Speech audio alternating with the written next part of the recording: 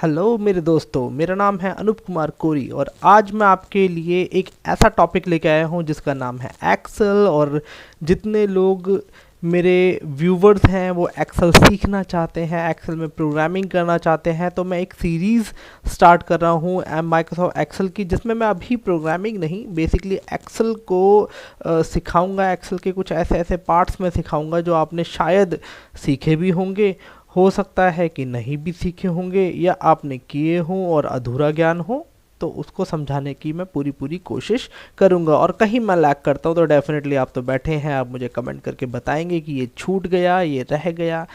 तो मैं शुरुआत करता हूं एक्सेल की। तो शुरुआत करने के लिए मैं आपको बता दूं, एक्सेल जो अभी बिगनर हैं, जिन्होंने अभी तक एक्सेल नहीं सीखा है, उनके लिए एक छोटी सी चीज़ है जो ये समझने वाली है। जल्दी काम करने के लिए हमेशा माउस की रिक्वायरमेंट नहीं होती हर चीज़ करने के लिए। आप एक्सेल को बिना माउस भी पूरी तरीके से इस्तेमाल कर सकते हो। तो आज हम शुरुआत करेंगे कुछ छोटी छोटी चीज़ों से जो एक्सेल में बहुत ही काम आने वाली है आपके लिए।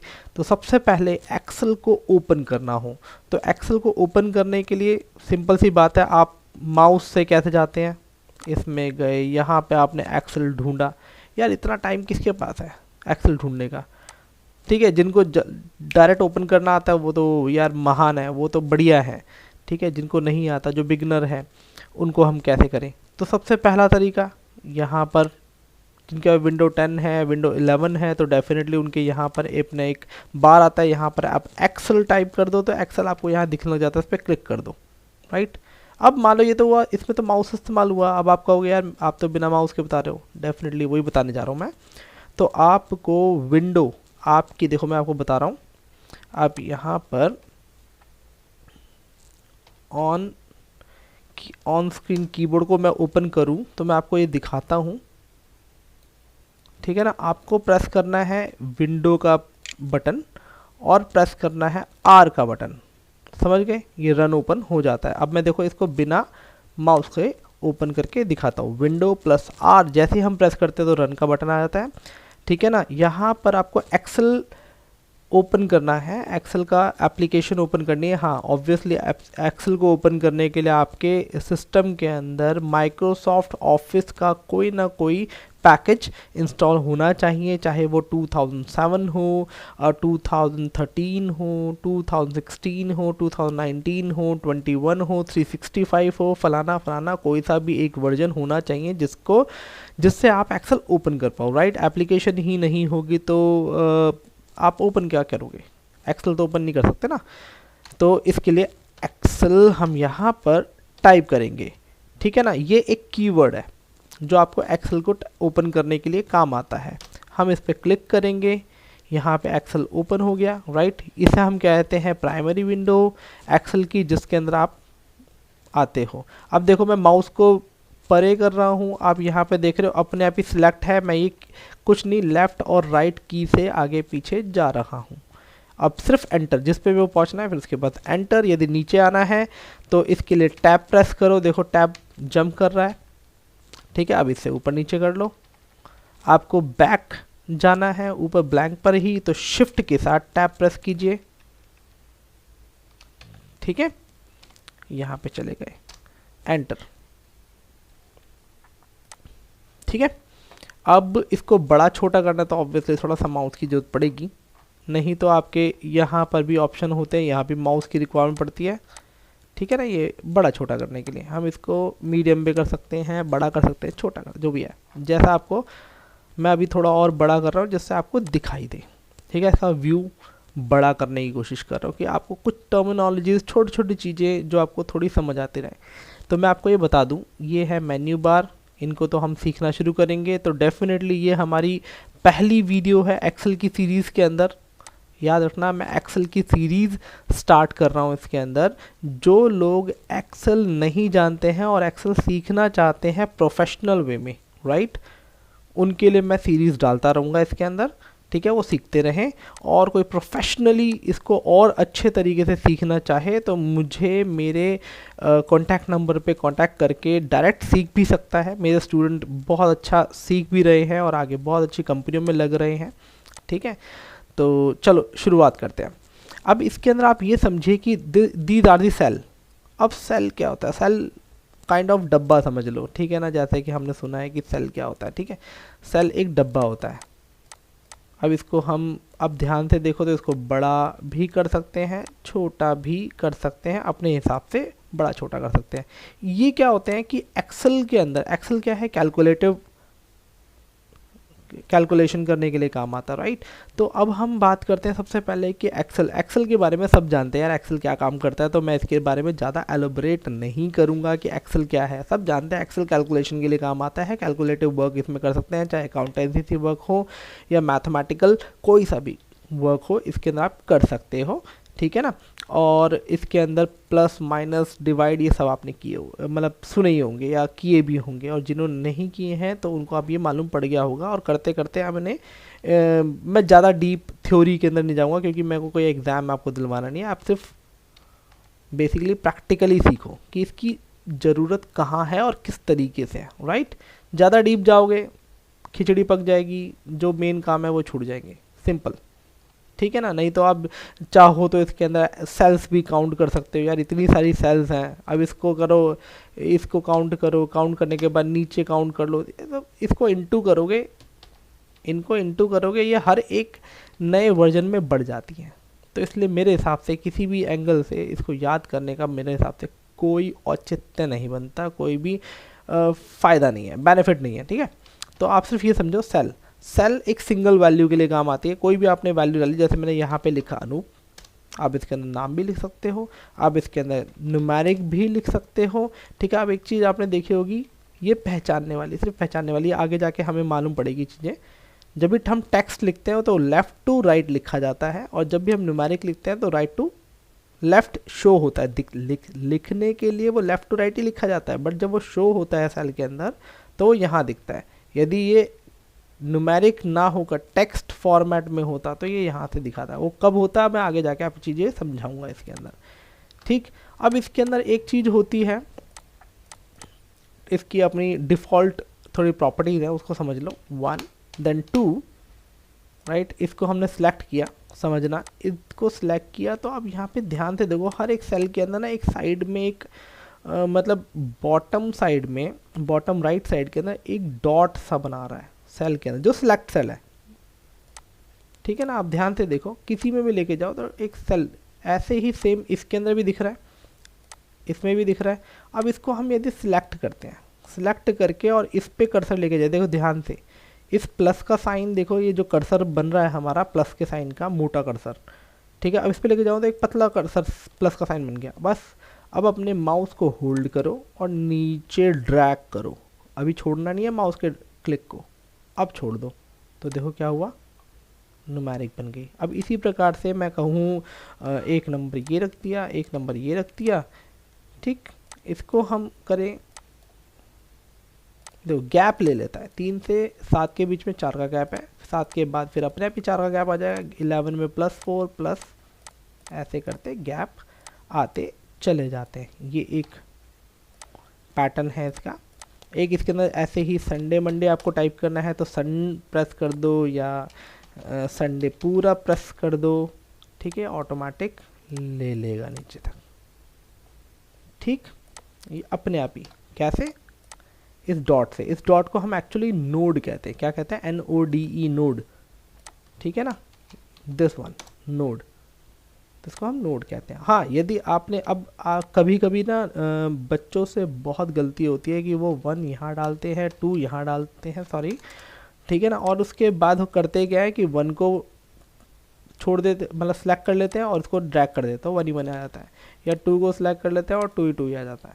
तो ये नहीं करना यार, दोनों को सिलेक्ट करना है, क्योंकि दोनों को, कंप्यूटर को ये तो, एक्सेल को ये भी तो बताना है डिफरेंस कहाँ से कहाँ तक कर लेना है। तो दोनों को सिलेक्ट करोगे, डिफरेंस समझ आएगा, डिफरेंस समझ आएगा तो ये अपने आप ही डिफरेंस ले लेगा, राइट। ये आपको क्लियर हो गया, संडे मंडे भी समझ आ गया। ऐसे ही अब जनवरी और जनवरी को टाइप कर सकते हो, राइट।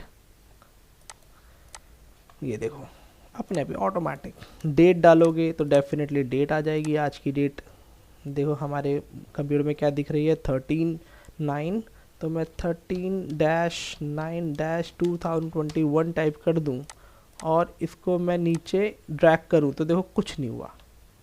क्यों नहीं हुआ? क्योंकि देखो मैंने अभी भी बताया था ये अभी टेक्स्ट में कन्वर्ट है। यदि ये किसी तरीके से डेट फॉर्मेट में कन्वर्ट हो जाता, अभी भी नहीं हुआ, ठीक है। अब इसको हम यदि डेट फॉर्मेट में कन्वर्ट करना चाहते हैं तो कुछ हमें पहले मंथ, क्योंकि जिस तरह का फॉर्मेट चल रहा है, अब देखो अपने आप ही जैसे डेट हुआ तो इस साइड आ गया। अब इसको हम ड्रैग करें तो अपने आप ही,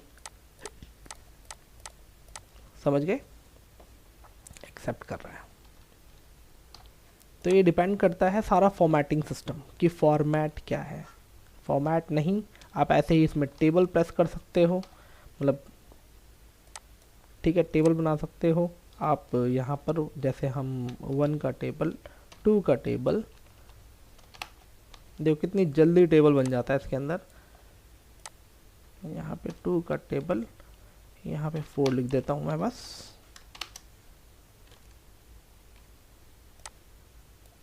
ठीक है, अब इसके अंदर मैं इसको कर लेता हूँ। तो कितनी जल्दी मेरे 2 का टेबल, मतलब जहाँ तक आपका हो उसका टेबल बन गया। क्या किया, दोबारा समझा रहा हूँ। सबसे पहले मैंने 1 का लिखा, मतलब ये समझ लो, ठीक है ना। 1 के आगे 2 लिखा, 2 के आगे 4 लिखा, बस इन दोनों को सिलेक्ट करो, यहाँ तक ले जाओ और फिर उसके बाद यहाँ तक जहाँ मर्जी ले जाओ, सिंपल 28 तक का टेबल। ठीक है ना, इतना इजी एक्सेल के अंदर। ठीक है, आई होप कि जो भी मैंने आज की डेट में बताया वो आपको समझ आ गया। ठीक है ना, एक्सेल के अंदर कौन सी चीज़ कैसे होती है ये आपको समझ आ गया। सेल क्या है, अब इसके अंदर कुछ चीज़ें जाननी होती हैं कि व्हाट इज़ सेल, ये आपको क्लियर हो गया कि सेल क्या है। ये सिंगल सेल्स हैं, ठीक है ना। कभी ये मत समझना कि मैंने लिखा अपना नाम अनूप कुमार कोरी, अब मैंने अपना नाम लिखा है और मेरा नाम जो है इस सेल से बाहर जाता है। इट डजंट मीन्स कि जो कोरी और एम का आधा जो है वो इसमें है, नहीं, इसमें नहीं है। आप इसको पहचानने के लिए सबसे पहली बात देखो, आपके पास ना एक ये होता है, इसे हम कहते हैं फॉर्मूला बार। इस फॉर्मूला बार में आपको दिखाया जाता है कि सेल में क्या क्या लिखा हुआ है। इस सेल में ये सब लिखा हुआ है, यानी ये सब कुछ सेल में, इसी सेल में लिखा हुआ है, इस सेल में नहीं है। वो इस सेल में क्यों दिख रहा है, क्योंकि इस सेल में अभी तक कुछ लिखा हुआ है। यदि मैं यहाँ पर कुछ लिख दूँ, जैसे ये लिख दूँ, तो यहाँ पे दिखना बंद हो जाएगा, क्योंकि उसको स्पेस नहीं दिख रहा ना। ठीक है, अब स्पेस नहीं है तो वो उसी के अंदर सिमट के रह गया, ये होता है। ठीक, अब इसको, ये अब क्या होता है, सेल का अपना अपना खुद का अपना पर्सनल नेम होता है। जैसे इस सेल की बात करूँ तो इसका भी अपना एक नाम है, इसका भी अपना एक नाम है, इसका कैसे। तो आपको मैं ये बताऊं कि आपने यदि ग्राफ किया हो, ग्राफिंग यानी ग्राफ आपने किया हो, तो आपको ये पता होना चाहिए कि ग्राफ क्या होते हैं, जिसमें एक्स एक्सिस और मतलब एक्स एक्सिस और वाई एक्सिस, यानी जो खड़े में वर्टिकल लाइन होती है दैट इज़ वाई एक्सिस, और जो आपकी लेटी हुई लाइन होती है एक्स एक्सिस। यदि आपने ग्राफ प्लॉट किए होंगे तो एक्स एक्सिस और वाई एक्सिस आपने डेफिनेटली याद होगा, और एक्स एक्सिस और वाई एक्सिस क्या होता है वो आपको पता होगा। तो आपको मैं बता दूँ ये है क्या और ये है क्या, ये है कॉलम, ये है रो। ठीक है, तो सबसे पहले हम किसको प्लॉट करते हैं, एक्स एक्सिस को। यानी यदि ये है तो इस पर एक्स, ये एक्स कौन सा है, ये एक्स कौन सा है, ये एक्स कौन सा है, ये एक्स कौन सा है, तो ये एक्स है ए, ये एक्स है बी, सी, डी। यानी बेसिकली आप इसको ये समझ सकते हो, यदि आपको थोड़ा डिफ़िकल्ट सा लग रहा है, यदि आपने प्लॉटिंग नहीं करी है ग्राफ की, तो और यदि की भी है याद नहीं है, तो इस चीज़ को समझ लो। सबसे पहले हम कॉलम का नाम लिखते हैं, फिर उसके बाद रो का नाम। यानी बेसिकली जहाँ पर अनूप कुमार कोरी लिखा हुआ, यदि मैं इसके नाम की, इस सेल के नाम की बात करूँ तो इसका नाम है B2, B2, ना कि 2B, राइट। हम B को पहले प्रोनाउंस करते हैं, फिर देन 2 बोलेंगे। जैसे कि इसको किस तरीके से यूज़ करें, इक्वल, इक्वल एक फंक्शन लगाने के लिए, फॉर्मूला लगाने के लिए हमारे काम आता है, जिससे हम रेफरेंस दे सकते हैं किसी भी सेल के अंदर, किसी भी सेल का, राइट, या मल्टीपल सेल्स का रेफरेंस दे सकते हैं। वो कैसे, अब देखो हमने बताया अनूप कुमार कोरी कहाँ लिखा हुआ है, B2 के अंदर। तो हम यहाँ पे यदि B2 लिख दे तो देखो ये अपने आप ही B2 सिलेक्ट हो गया, ठीक है। और ई जिसमें हम फॉर्मूला का रेफरेंस दे रहे हैं B2 का, उसका उस सेल का ना भी एक अपना एक नाम है जिसका नाम है E5। E5 में B2 का हम रेफरेंस दे रहे हैं, कह रहे हैं कि इक्वल टू होना चाहिए B2 के, यानी E5 के अंदर वो होना चाहिए जो B2 में इस वक्त है। सिंपल, ठीक है ना, अपने आप ही आ गया। But it doesn't means text यहाँ पर जो भी होगा वो अभी हमने कहा यहाँ आ जाए, बट इसके अंदर यदि आप कोई फॉर्मेटिंग कर देते हो या इसका कोई कलर कर देते हो या इसके अंदर मतलब कोई भी फॉन्ट ले लेते हो, इट डजंट मीन कि फॉन्ट फॉर्मेटिंग भी यहाँ पे शो होगी। नहीं, हमने जब इक्वल लगाया तो B2 में जो भी वैल्यू है that value should be appear here, ठीक है, ना कि उसका फॉर्मेट। हमने फॉर्मेटिंग के लिए ऐसा कुछ नहीं कर रखा, फॉर्मेटिंग हमें स्पेशली दे सकती है, फॉर्मेटिंग हम नहीं दिखा सकते यहाँ पर, ठीक है ना, किसी भी फॉर्मूले के थ्रू। क्लियर? तो इस तरीके से हमारे सेल की रेफरेंस होती है। आई होप कि आपको, और ये तो हुई सिंगल सेल की रेफरेंस। अब मैं इसी प्रकार से करूँ कि जैसे कभी आप फॉर्म कोई डिज़ाइन कर रहे हो, वहाँ पे लिखा है आपने, मैं इसको थोड़ा सा बड़ा कर देता हूँ, ठीक है, first name, second name and last, क्या हो रहा है, ठीक है। अब यहाँ पे मैंने नाम डालने के लिए आया, अब यहाँ पे मैंने लिखा अपना नाम अनूप, यहाँ पे आ गया कुमार एंड यहाँ पे आ गया कोरी, मेरा नाम आ गया। अब मैं चाहता हूँ कि फुल नेम यहाँ पे शो हो, तो कैसे शो होगा, इक्वल B2 का रेफरेंस है क्योंकि B2 में अनूप है, M% जोड़ने के लिए होता है, टेक्स्ट को, न्यूमेरिक को, किसी को भी, पर जोड़ने के लिए, जॉइंट करने के लिए, ना कि उनके अंदर प्लस माइनस करने के लिए। इस चीज़ का ध्यान रखना। जॉइंट, जॉइंट मतलब अनूप और कुमार को जोड़ा तो अनूप कुमार बनेगा, ठीक है ना, कोई न्यूमेरिक कैलकुलेशन नहीं होगी। अब इसके अंदर आप देखो एक मिस्टेक है, यहाँ पे स्पेस नहीं आया। अब मैं स्पेस देना चाहता हूँ तो इसके बीच में क्या करूँगा, स्पेस को ज्वाइन कर दूँगा। क्लियर? ऐसे ही करना चाहता हूँ मैं, ठीक है। ये देखो एक्स्ट्रा स्पेस, यानी B2 के साथ ज्वाइंट कर दे स्पेस को, फिर उस स्पेस के बाद B3 को ज्वाइंट कर दे, फिर B3 के बाद एक स्पेस ज्वाइंट कर दे, फिर उस स्पेस के बाद B4 में जो भी वैल्यू है उसको ज्वाइंट कर दे, ठीक है। अब इसके बदले में कुछ और नाम दे दूं, यदि इसमें मैं देता हूँ रोशन कुमार, मैं अब देखो यहाँ पे एक्स्ट्रा स्पेस मैंने दे दिया, ठीक है। कुशवाहा की भी यार एक बार चेक कर लेना क्या मैं सही तो लिख रहा हूँ, पर आप समझ लेना जो भैया ये कोई नाम नहीं है, मैंने ऐसे ही उटपटांग कोई नाम लिख दिया है, तो और स्पेलिंग मिस्टेक हो तो चेक कर लेना, ठीक है ना। कुशवाहा, रोशन कुमार कुशवाहा यहाँ आ गया, ठीक है। फॉर्मूला आपको आई थिंक क्लियर हो गया होगा। ऐसे फॉर्मूला बहुत सारे करेंगे यार, बहुत सारी चीज़ें हैं एक्सेल में करने के लिए, आप इसके करते करते थक जाओगे, इतनी सारी चीज़ें हैं, ठीक है ना, पर ये ख़त्म नहीं होगा।